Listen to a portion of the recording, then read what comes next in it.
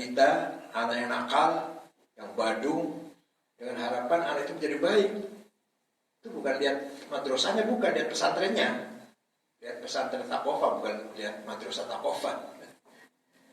Demikian pula kelebihan pesantren, ma'iyyatul ustaz atau ma'iyyatul syekh bitalamidihim Muhammadur Rasulullah walladzina ma'ah. Nabi Muhammad Rasulullah dan selalu bersamanya para sahabatnya, Abu Bakar, Umar, Utsman, Ali dan lain-lain. Nah, artinya apa? Artinya Nabi Muhammad sendiri dalam perjuangan tidak semaunya sendiri, tidak jalan sendiri, selalu membawa kebersamaan dengan para sahabatnya. Ma'iyyatul Rasul wa ashabi. Begitulah pesantren, ada semangat ma'iyyatul syekh dengan santrinya 24 jam. Santrinya mencontoh atau melihat keteladanan dari gurunya. Gurunya pun siap 24 jam mendidik santrinya. Namanya ma'iyah. Ini tidak akan terjadi kalau tidak pesantren. Makanya kita nggak menerima yang kalong itu apa? Yang hanya datang untuk sekolah, kita nggak menerima. Harus tinggal di sini. Karena kita kedepankan ma'iyyatul asatid atau masyayikh ma'atalamidihim. Kemudian di pesantren ciri khasnya adalah belajar face to face, muwajahat, berhadapan. Maka kalau ngaji harus berhadapan, sehingga kiai itu hafal nama-nama santri dan karakternya dan kemampuannya sampai di mana. Kayak Kiai Ali Maksum, walaupun Kiai Intlak, Profesor Kiai Ali Maksum itu Kiai Intlak, tapi yang masih menjalankan pengajian yang tradisional ini. Satu-satu santrinya diajari, satu-satu menghadap beliau. Terutama santri yang masih sanawiyah waktu itu. Kalau yang masuk kan, satu-satu ngaji sama Kiai Ali Maksum itu. Yang dibaca ya karangannya sendiri, karangan Kiai Ali Maksum sendiri, sorof, nahu, balaghah. Jadi ciri khas pesantren adalah ngaji, muwajahah bain asatid wa talamid. Tidak hanya, apalagi ngaji Quran, apalagi Quran, syafawiyan, wajhan di wajhin. Satu-satu harus baca di depan gurunya. Tidak cukup kalau gurunya baca ditirukan rame-rame, gak cukup itu, gak cukup. Satu kelas gurunya baca inna anzalnahu fi lailatul qadr. Ayo rame wisdut, itu kurang cukup itu. Satu-satu wajhan di wajhin. Wabil khusus Al-Quran, wabil khusus. Dan lain-lainnya juga bukan Al-Quran. Kalau ngaji kitab kuning ya harus wajhan di wajhin. Dan ciri khas lagi di pesantren itu baca kitabnya dari awal sampai akhir. Walaupun jumiyah sudah awal akhir, amriti awal sampai akhir lagi. Mengulang lagi tapi lebih luas. Amriti sudah mutaimah awal sampai akhir lagi. Mengulang lebih luas. Alfiyah awal sampai akhir lagi. Bamubtada lagi, bafa'il lagi, bamaf'ul lagi. Kan, kalau sekolah kan nggak begitu. Kelas 1 marfu'at misalkan. Kelas 1 marfu'at, kelas 2 mansubat, kelas 3 majrurat atau bagaimana misalkan gitu. Kalau pesantren enggak, kalau pesantren enggak. Kitab, bukan kelas tapi kitab. Jadi jumiyah, sudah ada mubtada khobar, sudah ada kana wa inna, sudah ada fa'il maf'ul. Nanti amriti sama aja ulang lagi, mubtada khobar lagi. Mutaimah sama juga, alfiyah sama juga. Semakin luas ya. Tapi artinya sistem kitab, bukan sistem tematik, tidak tematik, bukan tema, tapi kitab yang dibaca. Itu ciri khas pesantren. Kan masih dipakai begitu kan? Di sini masih kan? Jadi jangan bosan. Sudah hatam jumiyah, hatam terus amriti sama temanya, hanya lebih luas. Hatam amriti baca lagi mutaimah sama bab-babnya, pasal-pasalnya. Sapina sudah hatam, pindah ke surat taufik, surat munajat, surat taufik, Fathul Qorib sama bab-babnya, babul miyah, babus sholat sama, hanya lebih luas, semakin luas itu aja.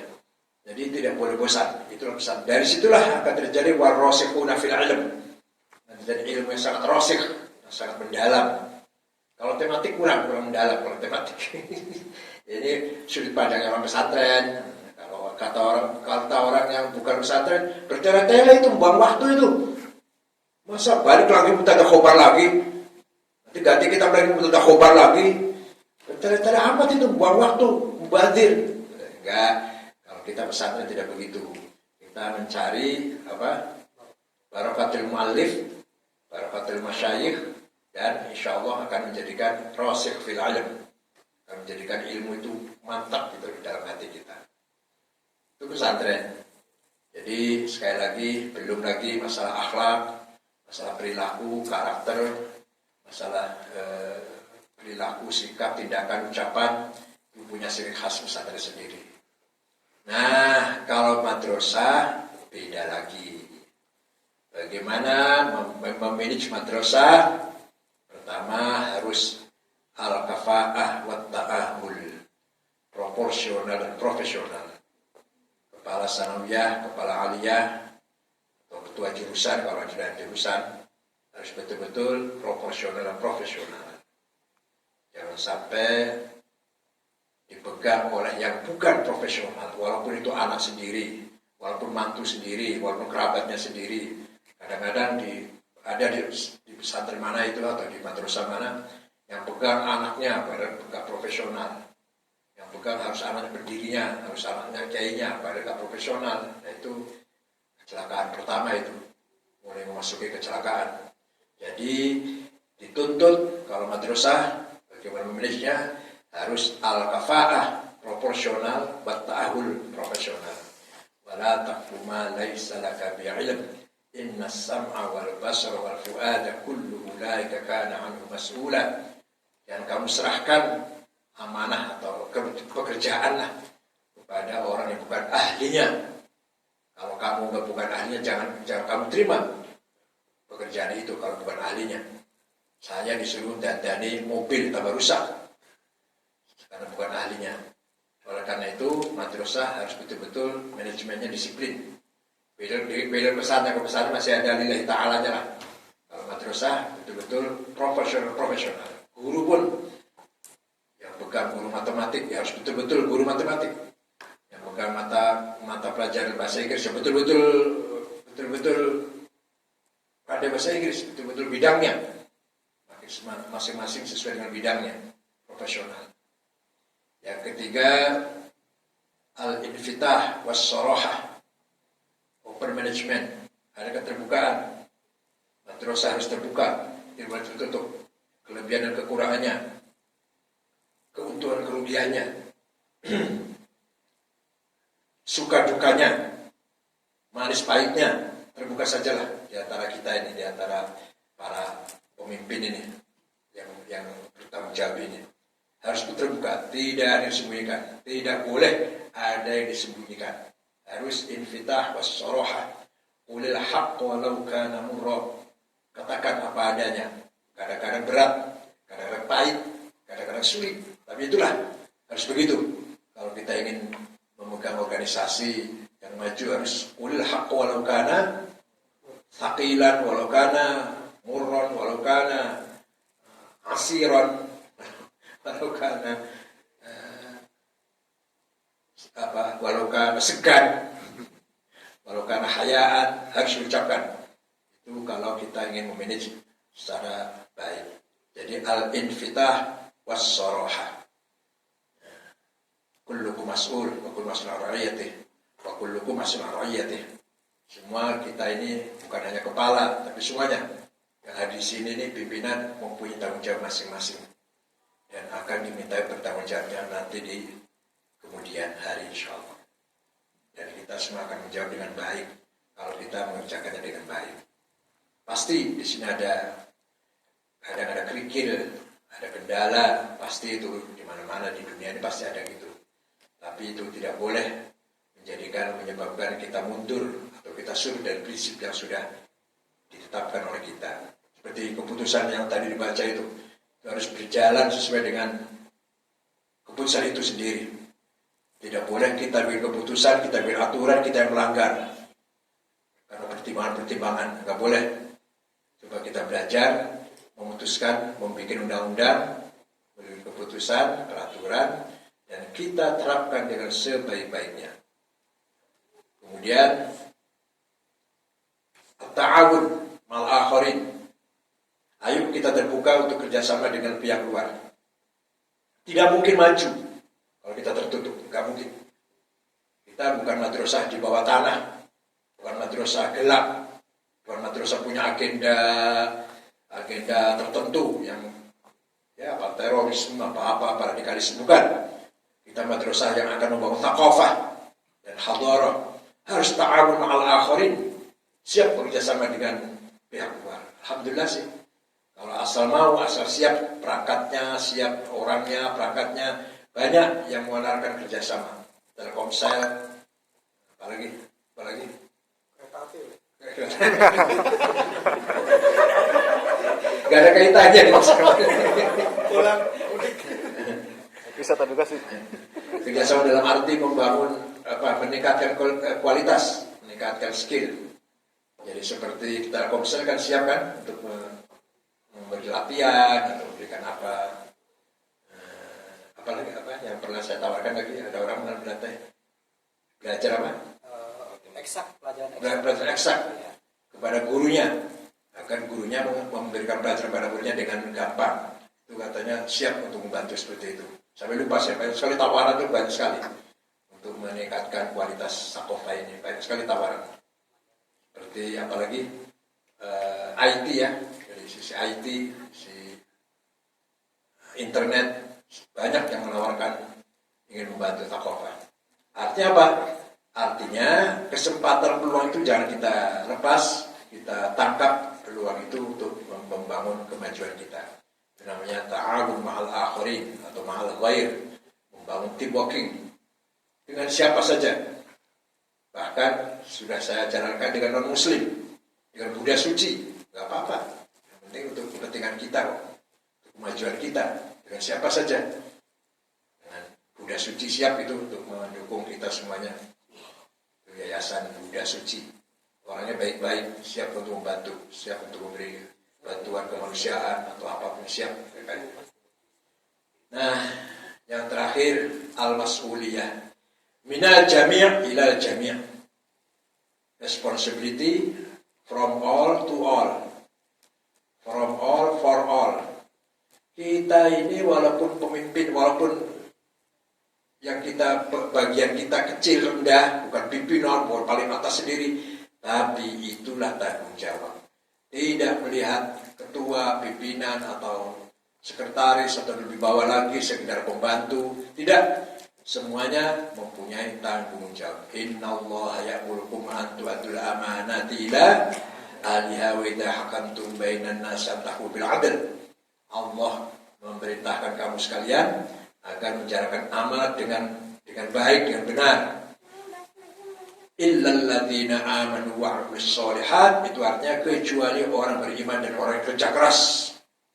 Wa 'amilus sholihat itu kerja keras. Bukan hanya dimaknai sholat atau baca Quran saja, bukan. Wa 'amilus sholihat kerja keras dalam bidangnya. Masing-masing tanggung jawab masing-masing. Dalam bidangnya harus kerja keras. Wa tawassaw bil haqq, mohon kebersamaan dengan kebenaran, dalam kebenaran. Tawassul bis-sabr, mohon kebersamaan dalam rangka membangun mental yang teguh, tegar, yang kuat, yang kokoh, sabar. Jadi janganlah saya sih paling pembantu di bawah sendiri, saya cuma nomor sekian. Enggak ada nomor sekian. Tidak ada bedanya kepala sanawiyah, kepala aliyah dengan apa? Pembantunya apa namanya? Pengurus paling bawah itu apa? Stafnya lah paling bawah, bukan. Semua pimpinan ini, pengurus ini semuanya ini sama tanggung jawabnya, baik yang kepala maupun yang bukan kepala, semua sama. Illal ladzina amanu sholihat. Kalau kita ingin bahagia, beriman itu pasti, dan bekerja keras. Tanpa kerja keras kita tidak mungkin bahagia, pasti khusr, pasti khusran, pasti rugi dan kecewa. Nah, dan membangun kebersamaan.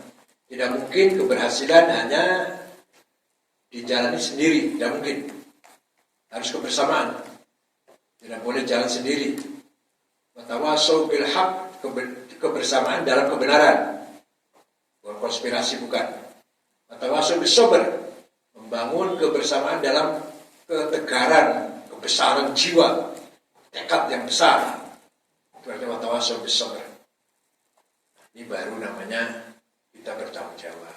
Kalau ini dijalankan, insya Allah Madrasah Thaqafah semakin baik, semakin maju, semakin berkembang, semakin baik. Apalagi menghadapi tantangan era digital, ekonomi digital, ada apa? Sekarang bisnis nama kripto. Kripto itu apa? Saya nggak ngerti. Akan kripto. Saya juga nggak ngerti, tapi coba semakin maju. Kalau saya nggak kuat, kalian sudah kata saudara-saudaranya masih muda, ketinggalan. Apa itu bisnis kripto? Harus dikejar itu, harus paham. Kalau sudah tua lah, coba ada lagi bisnis kripto. Juga itu ada bursanya gitu. Ada bursa bisnis kripto itu, bursa. Ada bursanya, bursa komoditi kripto. Saya nggak paham itu, tapi ya itulah, kamu yang masih muda harus paham itu. Ada lagi nanti apa? Oh iya, sekarang lagi rame vaksin. Ini perang, sebenarnya perang antara Cina, Amerika, Jerman. Berlomba memproduksi vaksin yang efektif, yang mujarab. Nah, kita cuma impor.